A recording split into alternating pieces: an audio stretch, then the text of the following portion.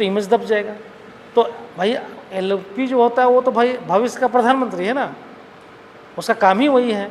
सरकार को जब जो है पूरा का पूरा जितना गलतियां सब उजागर करो और चुनाव में जाके जो है जनता को बताओ कि कितना गलती इसने किया था, हमने सारा बताया था, और बाद में चुनाव में जनता हमको वोट दे, हम प्रधानमंत्री बने, तो भविष्य का प्रधानमंत्री होता है एलओपी। जो अटल बिहारी वाजपेयी रहे हैं, ऐसा कुछ जरूरी नहीं कि वही होगा, वो तो पार्टी तय करता है, लेकिन एक तरह से वो उसमें क्षमता विकसित हो जाता है क्योंकि उसको समस्याएं पता होता है और उस समस्याओं के आधार पर जो है वो क्षमता विकसित कर लेता है, और फिर प्रधानमंत्री जब बनता है तो उन क्षमताओं के आधार पर सॉल्यूशन करने का प्रयास करता है। इसीलिए बोला जाता है कि एलओपी बहुत महत्वपूर्ण पद होता है, विपक्ष के नेता का पद बहुत महत्वपूर्ण है।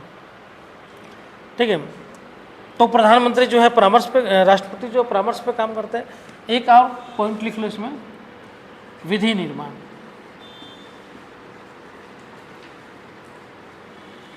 विधि निर्माण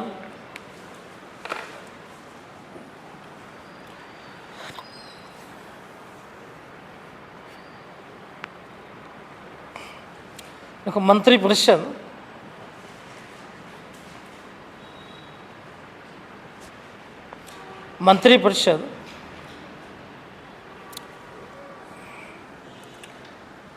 विभिन्न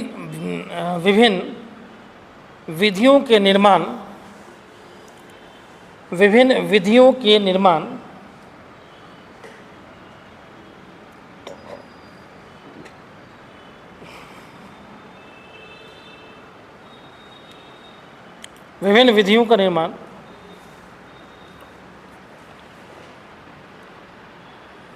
क्या लिखे, पूरा पॉइंट बोल दो। हाँ, विभिन्न विधियों के निर्माण का उत्तरदायित्व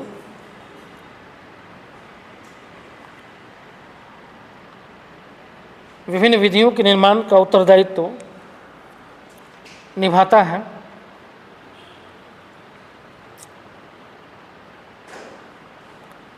विधि मंत्री विभिन्न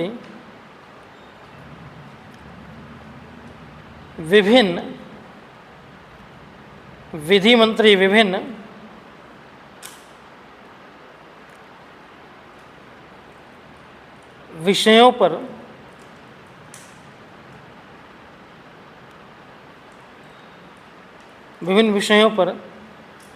जिनमें विधि बनाने की आवश्यकता होती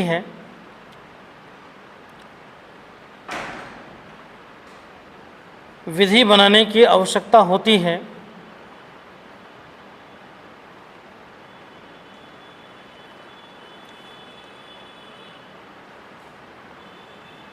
विधि का प्रस्ताव रखते हैं,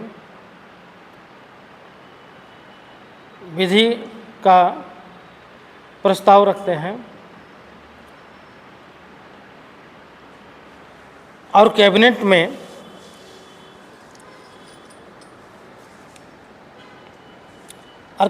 में उस प्रस्ताव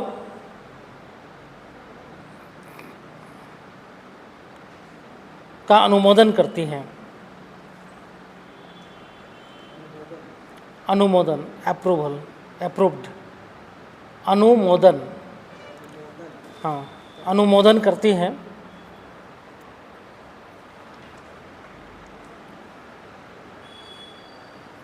तथा संसद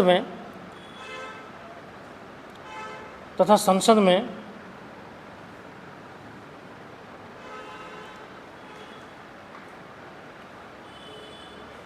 विधि का निर्माण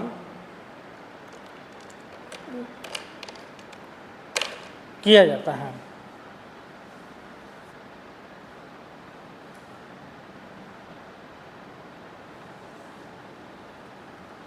ठीक है, तो ये जो है मंत्रिपरिषद का जो है आपका जो है कंप्लीट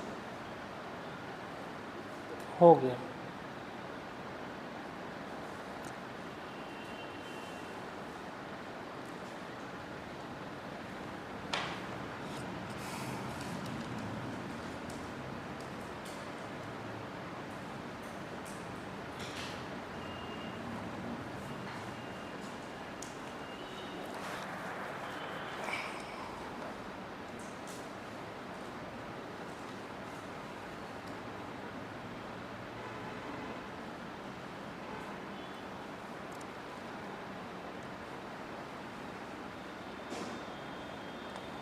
चलो नेक्स्ट अब हम लोग का है प्रधानमंत्री।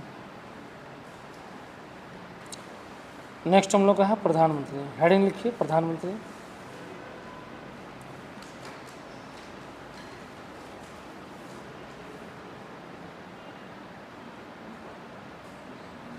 ठीक है।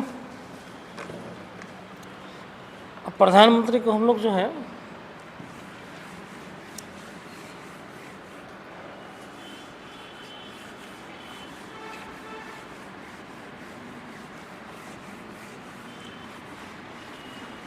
इम्पोर्टेंट है, क्वेश्चन तो पूछ लिया है 2-2 बार, है ना। अब कोई भरोसा नहीं है। जेपीएससी को हम लोग बोलते हैं पगला है 3 बार। हाँ बैकलॉग में तो पूछ ही दिया है ना, इस बार भी पूछ दिया। कोई ठीक नहीं है ना, पगला योग है, अगला बार भी पूछ देगा। आदमी अब सिलेबस को कैसे क्रश करे। अब देखो, अब क्रश करने का तो कोई उपाय नजर नहीं आता है। आदमी सिलेबस को छोटा कैसे करता है। जो पिछले जो है 1-2 साल के जो एग्जाम में क्वेश्चंस आ जाता है, जो क्वेश्चंस आया हुआ रहता है, उस क्वेश्चंस को ही तो छटनी किया जाता है। ये पूछ चुका है, ये अब पूछने की संभावना नहीं है, क्योंकि वो सिलेबस जो है प्रधानमंत्री पूछ दिए हैं, तो उस प्रधानमंत्री अब नहीं पूछेगा। क्यों? क्योंकि रिपीटेशन हो जाएगा। तो रिपीटेशन को आप लोग साइड कर देते हैं। यूपीएससी में हम लोग लगभग ऐसे ही करके लोग चलता है, और उसके बाद जो साइड होता है 2-4 साल का, जो टॉपिक पे पूछ लिया है उस पर नहीं पूछेगा, दूसरे एंगल से पूछेगा, तो उस पर बात किया जाता है। और सिलेबस को 100% सिलेबस को जो है छोटा करके जो है 60% 70% तक लाया जाता है, और 70% में जो है फोकस्ड किया जाता है। अब मालूम है ना, सिंधु घाटी सभ्यता क्वेश्चन पूछा था, लेकिन वो लिखने लायक नहीं था। अच्छा लड़का लिख ही नहीं पाया उसको, क्योंकि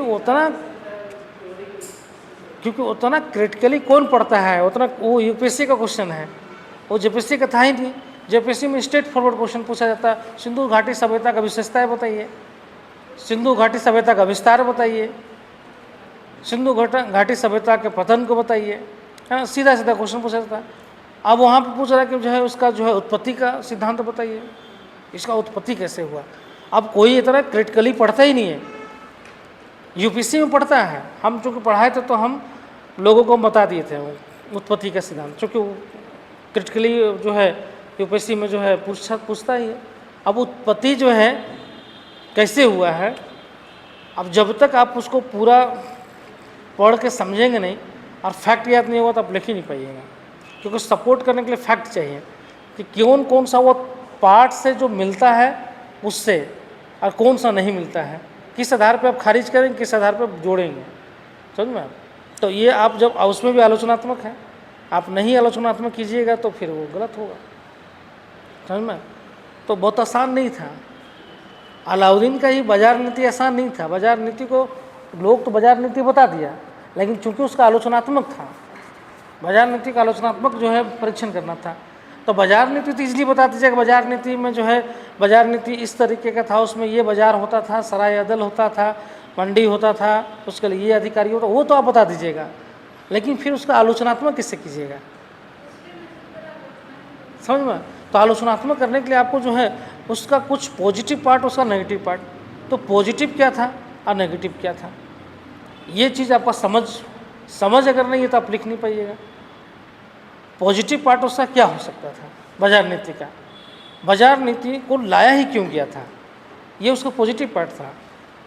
और पॉजिटिव पार्ट सिंपल सा था कि अलाउद्दीन खिलजी जो है महत्वाकांक्षी शासक था। महत्वाकांक्षी नहीं, अति महत्वाकांक्षी शासक था, और इसीलिए बोला जाता है कि उसने जो है सिकंदर द्वितीय का उपाधि लिया था। मतलब अपने आप को सिकंदर समझता था। सिकंदर विश्व विजेता बनने के लिए निकला था, ये भी चाहता था कि हम भी विश्व विजेता बने। तो इतना महत्वाकांक्षी था, और इस महत्वाकांक्षा को पूरा करना चाहता था। महत्वाकांक्षा को पूरा करने के लिए सिंपल सी बात है, कैसे पूरा करेंगे, आपको आक्रमण करना पड़ेगा, अलग अलग क्षेत्रों को विजय करना पड़ेगा। सिकंदर की तरह जो है, अभी तो भारत में ही आप छोटा सा क्षेत्र में है, बहुत विस्तार है नहीं भारत में, दिल्ली और उसके आसपास के क्षेत्र में साम्राज्य इसका था। तो इसको तो पहले विस्तार करना था भारत में ही ना, विदेश तो दूर की बात है, पहले भारत इतना बड़ा क्षेत्र था उस समय। उस समय का भारत पूरा पाकिस्तान बांग्लादेश मिला दीजिए आप, पूरा सब मिला के था। तो उसको विजय करने के लिए जो है सिंपल सी बात है, इसको जितना था क्षेत्र को, तो कैसे जीतता? उसको जीतने के लिए इसको बड़ी सेना चाहिए था, इसको जीतने के लिए बड़ी सेना चाहिए था। और बड़ा सेना बहाली कर भी लें, लेकिन उसको पैसा कहाँ से देंगे, धन कहाँ से देंगे? धन चाहिए ना लेने के लिए। आप धन देने के लिए तो ऐसा नहीं कागज़ का मुद्रा है आप छाप दीजिए। उस समय जो है सिक्का जो होता था चांदी और सोने का होता था। अब अत्यधिक आप चांदी और सोने का जो है धन देने के लिए आपको उसको देना पड़ेगा मुद्रा। तो मुद्रा के लिए आपको चांदी और सोना चाहिए, जिसका कमी था। बहुमूल्य धातु है ना, आप चांदी मंगाएंगे, सोना मंगाएंगे, तब सिक्का ढालेंगे और तब वो पेमेंट करेंगे आप। तो अत्यधिक आप अगर मान लीजिए कि जो है पेमेंट करेंगे और सोना चांदी का जो है आप जो है अत्यधिक मुद्रा जो है बनाएंगे, तो सिंपल सी बात संकट आ जाएगा ऐसे भी। तो उसने सोचा कि अत्यधिक मुद्रा निकाले बिना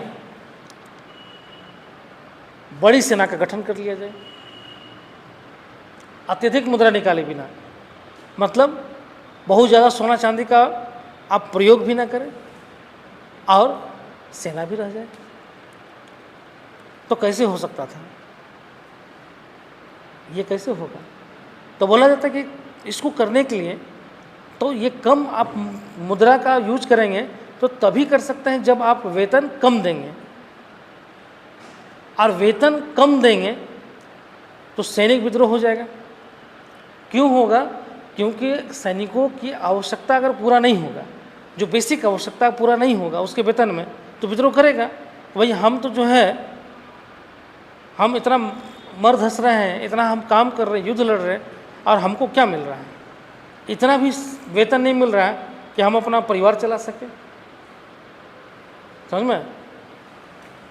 तो अब ऐसी स्थिति में अलाउद्दीन खिलजी का माइंडसेट क्या हुआ? उसने माइंडसेट किया कि जो है एक ऐसी व्यवस्था सेनाओं के लिए बना दें जिसमें उतना वेतन में ही वो सारा उसकी आवश्यकता पूरा हो जाए और जो है उसकी बचत भी हो जाए। वेतन ऐसा भी नहीं था कि बहुत कम किए, एवरेज रखा गया, मतलब बढ़ा के नहीं। समझ में? और उसने जो है इसको कैसे पूरा किया? तो इसके लिए बाजार व्यवस्था बनाया। बोला जाता है कि बहुत मौद्रिक नीति था ये अलाउद्दीन खिलजी का, मौद्रिक नीति। और ये मौद्रिक नीति जो है ना, ये बहुत ज़बरदस्त था कि हर चीज़ों को दाम तय कर देना, हर चीज़ों को दाम तय कर दिया। गेहूं है इतना, घी है इतना, तेल है इतना, और सबका बाजार अलग अलग। कपड़ा बाजार अलग, अनाज बाजार अलग, घी बाजार अलग, है ना, घोड़ा बाजार अलग, सबका बाजार अलग अलग कर दिया, दाम का तालिका लगा दिया। और जानते था कि ये लागू नहीं होगा, इसलिए लागू करने के लिए उसने क्या किया? अधिकारियों को नियुक्ति कर दिया। तो भाई अधिकारी कर दिया, है ना, बहुत सारा जासूस छोड़ा, चेक करेगा कि कोई तो भ्रष्टाचार नहीं कर रहा। कम तोल रहा है वहाँ भी उसने क्या किया? कम नहीं तोले, तो कम तोलेगा तो फिर कम जाएगा, कम ना तोले। घोषणा कर दिया चेक करते रहो सबका, तराजू बटखारा, जो अगर कम तोला उतना मांस काट कर चढ़ा दो उस पर। अगला जो है, अगला एक को अगर मांस काट के चढ़ा दिए, अगर 100 ग्राम कम तोला तो काट दिया मांस 100 ग्राम, दूसरा करेगा नहीं डरे। तो वो था। व्यापारियों को बोल दिया कि भाई यहीं आकर बेचोगे। अनाज जो साइड में था सबको बोला कि यहीं पर लाकर डालोगे। एक तरह से बना दिया पूरा का पूरा जो है अनाज भंडार सिस्टम भी कर दिया। और जो आते थे घूमना घुमक्कड़ लोग, उनको जो है ट्रांसपोर्ट बना दिया। तो एक तरह से उसने व्यवस्था जो है इस तरह का बनाया था कि कम वेतन में भी सैनिकों का जो है गुजर बसर अच्छे तरीके से हो जाए। तो इसलिए उसके ऊपर उसकी आर्थिक जो पार्ट था उस पर ज़्यादा दबाव ना पड़े। और हुआ भी यही कि उसने जो है कई युद्ध की लड़ा, बहुत बड़ी सेना भी खड़ी की, सेना भी बड़ी खड़ी की, लेकिन उसके बावजूद भी जो है सेनाओं ने विद्रोह नहीं किया कभी, सेना विद्रोह नहीं की। समझ में? इसी चीज़ को तुलना अगर करो तुम, तो उसने बाजार नीति को इतना बेहतरीन तरीके से चलाया कि सेना को जो है पूर्ति होते रहा। और यही इसका परिणाम था कि अलाउद्दीन खिलजी जो है गुजरात से लेकर होते होते दक्षिण भारत तक चला गया। पूरे भारत पर अगर देखेंगे तो दक्षिण भारत में सिर्फ जो है द्वार समुद्र छोड़ दिया जाए, द्वार समुद्र मतलब एकदम मालाबार वाला क्षेत्र है, केरला वाला क्षेत्र है, उस क्षेत्र छोड़ दीजिए तो लगभग कर्नाटक, तमिलनाडु से लेकर महाराष्ट्र से लेकर उत्तर भारत तक जो है इसका साम्राज्य पहुंच गया। इधर बंगाल से लेकर जो है उधर क्या बोलते हैं पाकिस्तान वाला क्षेत्र तक इसका साम्राज्य पहुंच गया। तो बड़ा साम्राज्य तो बना ही लिया था ये, समझ में। हाँ, अभी आप आलोचना में लिख सकते हैं, आप इसको देख सकते हैं कि चूंकि ये इतिहासकारों में विवाद है, कुछ इतिहासकार बोलते हैं कि पूरे भारत में लागू था, कुछ इतिहासकार बोलते हैं कि ये सिर्फ दिल्ली तक ही लागू था, कुछ इतिहासकार बोलते हैं कि सेनाओं की कैंटीनों में लागू था। मतलब कैंटीन जो व्यवस्था था उस तरीके का था। तो सिंपल सी बात है कि कैंटीन व्यवस्था ही था एक तरह से। सैनिकों का आज भी कैंटीन व्यवस्था मिलता है, आप आज के समय से जोड़ कर लिख सकते थे उसको, कि जिस तरह आज सेनाओं को जो है कम दाम में देने का प्रयास किया जाता है कि उनकी पूर्ति हो सके चीज़ें, ठीक है। तो उसी तरीके का वो व्यवस्था भी था। और उसमें जो है उसने जो है इसके लिए पैसा भी चाहिए था सेना के लिए, उसने दुआब में कर वृद्धि भी कर दिया, 50% कर दिया, जो 33% था उसको बढ़ा के 50% कर दिया। यही चीज़ तो मोहम्मद बिन तुगलक किया था, लेकिन उसके समय विद्रोह हो गया, सेनाओं को जो है धन दे दिया वो बड़ी सेना खड़ा करके। बाद में मुद्रा व्यवस्था जो है चरमरा गया, बाद में सांकेतिक मुद्रा निकालना पड़ा उसको, मतलब उस मुद्रा का वैल्यू में जो है तांबे का मुद्रा निकालना पड़ा। और तांबा तो घर घर में अवेलेबल था, सोना चांदी तो घर घर में नहीं था ना, बहुमूल्य धातु था, तांबा तो घर घर में पड़ा हुआ था, सबको कॉपी कर करके जो है बनाने लगा मुद्रा। तो खूब मुद्रा बना दिया, तो बाजार में जितना का टकसाल से नहीं निकल रहा उतना लोगों को घर से निकल रहा है। फिर उसको सांकेतिक मुद्रा को ख़त्म किया, बंद कर दिया। बोला था पहला जो है नोटबंदी वही किया था, MBT पहला नोटबंदी वही किया था। बोला कि भाई जो है बंद, जो भी मुद्रा चला है तांबे का सब बंद, सबको लौटाओ और ले जाओ दूसरा मुद्रा। मालूम चला जितना वो निकाला पूरा पहाड़ लग गया उसके महल के आगे, खाली सिक्का का तांबे का। बोला करे ये हमने तो निकाला भी नहीं था, इतना सारा आ गया, इतना भ्रष्टाचार होने लगा था, घर घर बोला जाता है टकसाल बन गया था। तो सिंपल सी बात था, उस समय उस तरह का स्थिति नहीं था, नहीं कर पाया वो, समझ में। तो यही चीज़ है। तो आपको आलोचनात्मक लिखना है तो आपको समझ होना चाहिए, बिना समझ के आप आलोचनात्मक लिख ही नहीं सकते हैं। आपका वो पॉजिटिव क्या था बाजार नीति का, तो पॉजिटिव था कि जो है एक बड़ी सेना को जो है उसने खड़ा कर लिया, पॉजिटिव था उसने साम्राज्य विस्तार उस माध्यम से कर लिया, ये पॉजिटिव था उसका, समझ में। तो ये पॉजिटिव पार्ट आपको लिखना है, हैं? वो कुछ वो ये डालता है, वो आलोचना में चला जाएगा। वो हिंदू व्यापारी को दबाने के लिए वैसा कुछ, वहाँ तो हिंदू भी थे, मेवाती लोग तो आके वहाँ पे व्यापार करते ही थे। मेवाती वाले सब जो थे, जो हरियाणा वाले पार्ट का जो है व्यापारी, सबको जाके वहाँ व्यापार करता था बागपत क्षेत्र के, तो उसमें वो ऐसा नहीं था। चलो वो हिस्ट्री में पढ़ना, तो अभी बोलोगे पॉलिटी में पढ़ा रहे सर हिस्ट्री। कहने मतलब है कि अब उस सिलेबस को उस हिसाब से काट छाट के नहीं पढ़ाया जा सकता है। अब कौन आप छोड़ के पढ़ाएंगे प्रधानमंत्री, फिर प्रधानमंत्री आ जाएगा तो क्या करेंगे, तो बोले सर तो प्रधानमंत्री पता ही नहीं थे। तो सिलेबस आपको पूरा कवर करना है, ये दिखाता है कि आपको सिलेबस कवर करना है। आप सिलेबस कवर कर जाओ, कुछ भी पूछे आप लिख के आओ। ये नहीं अब सेलेक्टिव होकर अब नहीं जाना है कि सेलेक्टिव हो गए हैं, 4 टॉपिक पढ़ के चले गए हैं, आ जाएगा और लिख देंगे, नहीं आएगा, समझ में फंस जाएंगे फिर।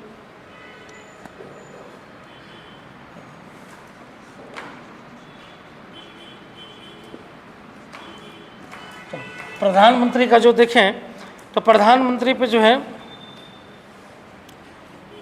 कुछ चीज़ें जो है क्वेश्चन, मान लीजिए कि जो है प्रधानमंत्री क्या है, ठीक है, ये क्वेश्चन के रूप हम लोग लेंगे। प्रधानमंत्री के लिए जो है पद के लिए पात्रता क्या है,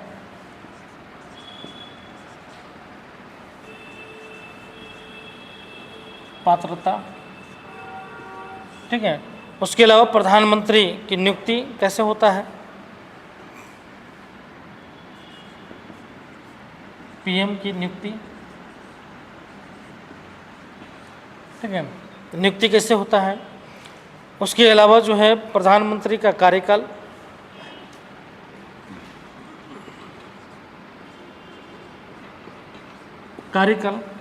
ठीक है, कार्यकाल जो है उनका क्या है? उसके बाद जो है प्रधानमंत्री की शक्तियां और कार्य, प्रधानमंत्री की शक्तियां एवं कार्य। नेक्स्ट, प्रधानमंत्री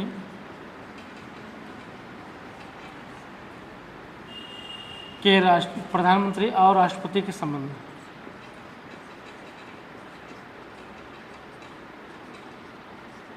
राष्ट्रपति के बीच संबंध,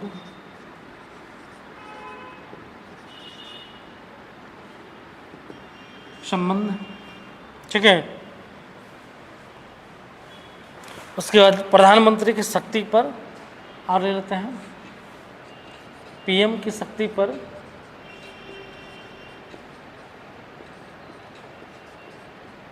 प्रतिबंध, पीएम की शक्ति पर प्रतिबंध और प्रधानमंत्री द्वारा सत्ता का दुरुपयोग, प्रधानमंत्री द्वारा सत्ता का दुरुपयोग,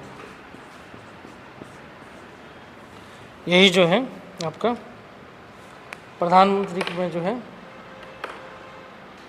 पढ़ना है।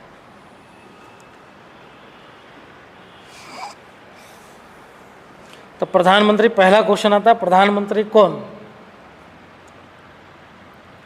पहला क्वेश्चन आता है प्रधानमंत्री कौन?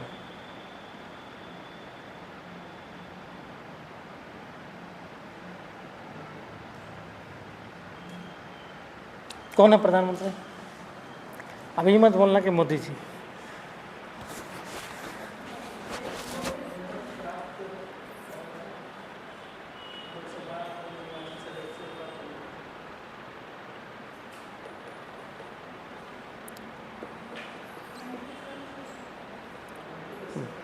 बताइए, प्रधानमंत्री को नहीं जानते हैं आप? प्रधानमंत्री को आप लोग टेक्निकल रूप से नहीं जानते हैं, नाम खाली जानते हैं प्रधानमंत्री, लेकिन टेक्निकल रूप से प्रधानमंत्री कौन होता है, क्या होता है, ये टेक्निकल है ना।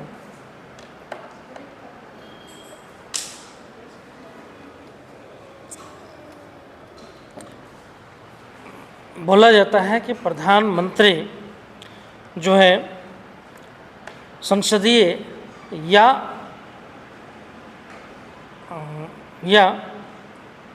राष्ट्रपति, क्या बोलते हैं, संसदीय प्रणाली में सरकार के मुखिया होते हैं। प्रधानमंत्री संसदीय प्रणाली में सरकार के मुखिया होते हैं, अर्थात वास्तविक कार्यकारी अध्यक्ष वही होते हैं। सैद्धांतिक रूप से तो राष्ट्रपति होता है, लेकिन वास्तविक रूप से कार्यकारी जो है अध्यक्ष जो है प्रधानमंत्री होते हैं, ठीक है। प्रधानमंत्री कैबिनेट का नेतृत्व करते हैं, पूरे मंत्री परिषद के प्रधान होते हैं और कैबिनेट का नेतृत्व करते हैं, ठीक है। उसके अलावा जो है प्रधानमंत्री विभिन्न जो है मंत्रियों का बैठक करते हैं और बैठक में जो है निर्णय लेते हैं, विधि वित्त या फिर अन्य तरीके का जो है निर्णय जो है प्रधानमंत्री कैबिनेट में बैठकर अध्यक्षता करते हैं और निर्णय लेते हैं। प्रधानमंत्री मंत्रिपरिषद और राष्ट्रपति के बीच में पुल का कार्य करते हैं, ब्रिज का। चूँकि जो है मंत्रिपरिषद क्या काम कर रहा है, ये राष्ट्रपति को जानकारी होना चाहिए, और ये जानकारी कौन देगा, ये प्रधानमंत्री देते हैं, ठीक है। तो प्रधानमंत्री और राष्ट्रपति के बीच में एक ब्रिज होता है, मंत्रिपरिषद के बीच में, वो होते हैं प्रधानमंत्री। मतलब राष्ट्रपति के साथ उनका जो है रिलेशन एक बहुत ही नज़दीकी है। अगर राष्ट्रपति को कोई मैसेज भेजना होता है, कोई मैसेज चाहिए होता तो प्रधानमंत्री को बुला लेते हैं। प्रधानमंत्री को अगर उनको कोई जरूरी लगता है तो प्रधानमंत्री को बुला लेते हैं और ज़रूरी बात अपना बताते हैं। कोई संसद को मैसेज भेजना होता है तो प्रधानमंत्री के द्वारा भेजते हैं। मंत्रिपरिषद को भिजवाना है तो मंत्रिपरिषद को प्रधानमंत्री के माध्यम से भिजवा देते हैं। मतलब प्रधानमंत्री क्या एक पुल है, समझ में। तो एक तरह से जो है, उसके अलावा देखें तो बहुमूल्य जो नीतियाँ होती हैं उसको जो है वो क्या करते हैं, उसकी चर्चा भी करते हैं और राष्ट्रीय और अंतर्राष्ट्रीय स्तर पे जो है देश को रिप्रेजेंट करते हैं प्रधानमंत्री। ठीक है, तो बहुत महत्वपूर्ण पद है प्रधानमंत्री का। और एक तरीके से जो है राष्ट्रीय स्तर पे, अंतर्राष्ट्रीय स्तर पे जो है प्रधानमंत्री जो है देश को जो है रिप्रेजेंट भी करते हैं और जो है विभिन्न प्रकार के नीतियों को, कार्यक्रमों को निर्धारण करने में जो है महत्वपूर्ण जो है भूमिका अदा करते हैं, समझ में। तो प्रधानमंत्री एक वर्ड में अगर बोला जाए तो संसदीय प्रणाली में जो है सरकार के मुखिया। अगर संसदीय प्रणाली नहीं है तो सरकार का मुखिया कौन होगा, राष्ट्रपति। लेकिन संसदीय प्रणाली है तो प्रधानमंत्री उसके वास्तविक मुखिया सरकार के होते हैं, समझ में। पहले ही बताएं हम इस चीज़ को, है ना। ठीक है, उसके बाद प्रधानमंत्री के लिए क्या पात्रता होना चाहिए, क्या क्वालिफिकेशन होना चाहिए, कौन व्यक्ति प्रधानमंत्री बन सकता है, ये क्वेश्चन पूछा जाता है ना, कौन व्यक्ति जो है प्रधानमंत्री बन सकता है। सिंपल सा, भारत का नागरिक होना चाहिए, विदेशी नागरिक तो नहीं बनेगा, तो भारत का नागरिक होना चाहिए। इसीलिए जो है अभी देखिएगा, कभी जो है यूपी में जो है केस डाला हुआ है, यूपी में जो है यूपी हाई कोर्ट में, इलाहाबाद हाई कोर्ट में जो केस गया है, रद्द कर दिया है, रद्द अभी हुआ नहीं, शायद फैसला सुरक्षित रखा है। केस डाला हुआ था कि राहुल गांधी जो है भारत के नागरिक नहीं है ना, ब्रिटिश नागरिक हैं। कल कोर्ट तो बहुत सुनाया, बोला अरे मतलब क्या मतलब मजाक बना कर रखे हो, एक ही चीज़ को लेके आ जाते हो बार बार, है ना।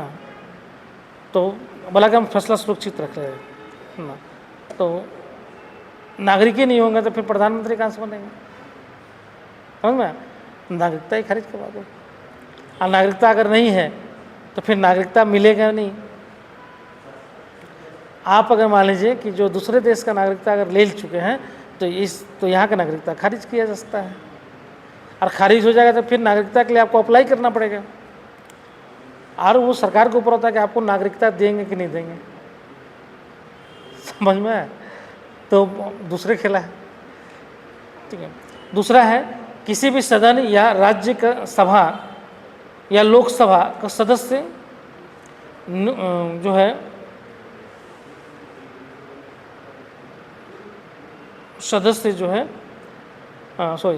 लोकसभा का सदस्य जो है बने जाने का जो है योग्यता होना चाहिए, ठीक है। लोकसभा का सदस्य है तो भी हो सकता है, राज्यसभा का सदस्य तो भी हो सकता है, ठीक है।